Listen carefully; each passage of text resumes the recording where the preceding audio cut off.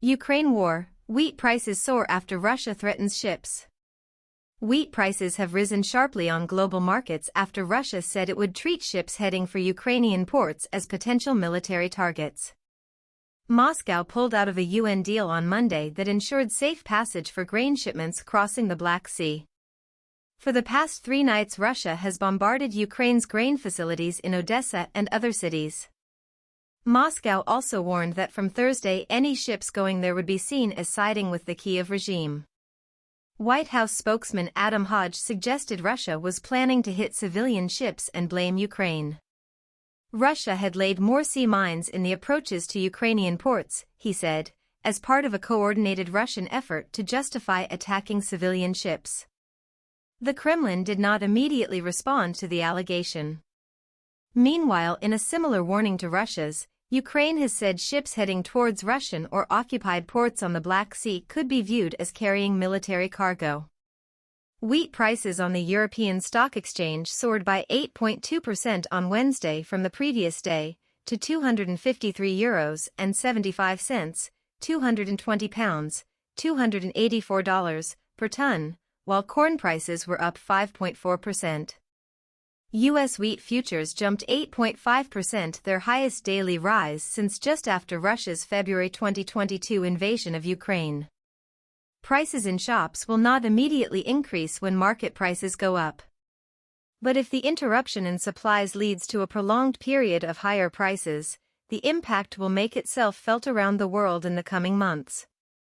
The sharp increase in grain cost after Russia's full-scale invasion of Ukraine last year led to rising prices not just for food items based on grains, but also for meat and poultry, as animals are often fed with grain. Countries which depend most heavily on Ukraine's supplies are likely to be most affected. Before the war, Lebanon received nearly 3/4 of its grain from Ukraine, while Pakistan, Libya and Ethiopia are also very heavily dependent. Earlier, President Vladimir Putin said he would return to the international grain agreement immediately if his demands were met. They include lifting sanctions on sales of Russian grain and fertilizer and reconnecting Russia's agricultural bank to a global payment system. Russian airstrikes on the Black Sea coastal cities meanwhile continued for a third night, leaving more than 20 people wounded in Odessa and Mykolaiv.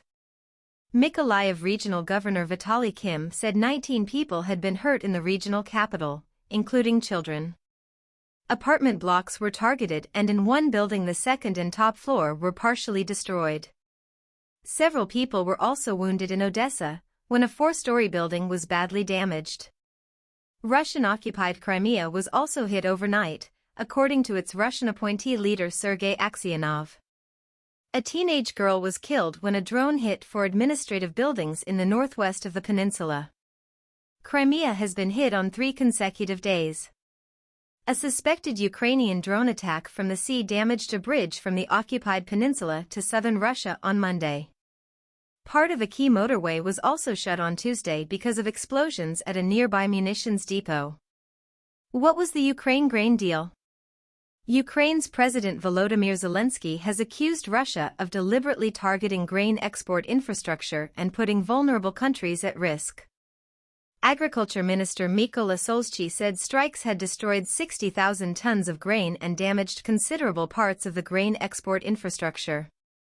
The Black Sea grain deal enabled the UN's World Food Programme, WFP, to ship more than 725,000 tons of wheat from Ukraine to countries facing acute hunger, including Ethiopia, Yemen and Afghanistan. So Ukraine provided more than half the WFP's wheat grain last year. More than half the total grain shipped under the deal was corn, however. Of the nearly 33 m tons exported, the biggest amount went to China, 8 m tons, then Spain, 6 m tons, and Turkey, 3.2 m tons, UN data shows. Turkey has been milling grain into flour for the WFP. Corn is used as biofuel and animal feed, besides human consumption. The Defense Ministry in Moscow said that from Thursday all vessels sailing on the Black Sea to Ukrainian ports would be regarded as potential carriers of mail. On Wednesday, Mr. Putin accused the West of using the grain deal as political blackmail. Moscow has accused Ukraine of using the Black Sea grain corridor for combat purposes. Ukraine's options for exporting grain by rail are also very limited. Rail capacity is smaller than shipping volumes, and several EU countries in Eastern Europe are blocking Ukrainian grain in order to protect their own farmers. Some Ukrainian grain may now be shipped via the Danube, using Romanian territorial waters, though again the volumes are likely to be relatively small. Marex Capital analyst Charlie Cernadinger said Russia's threatened escalation could cut all of the waterborne grain shipments off from the Black Sea, both Russian and Ukrainian, which would cause a similar situation to that at the start of the war. Ukrainian MP Alexei Goncharenko called on the UK, US, France and Turkey to protect the grain ships with military convoys and provide Odessa with air defenses. Clearly Putin has an aim to disrupt food security and cause a peak in world food prices, which in the developed countries will lead to inflation, but in developing countries that will lead to social destabilization, starvation cargo, and that the ship's flag states will be considered to be involved in the Ukrainian conflict on the side of the Kiev regime.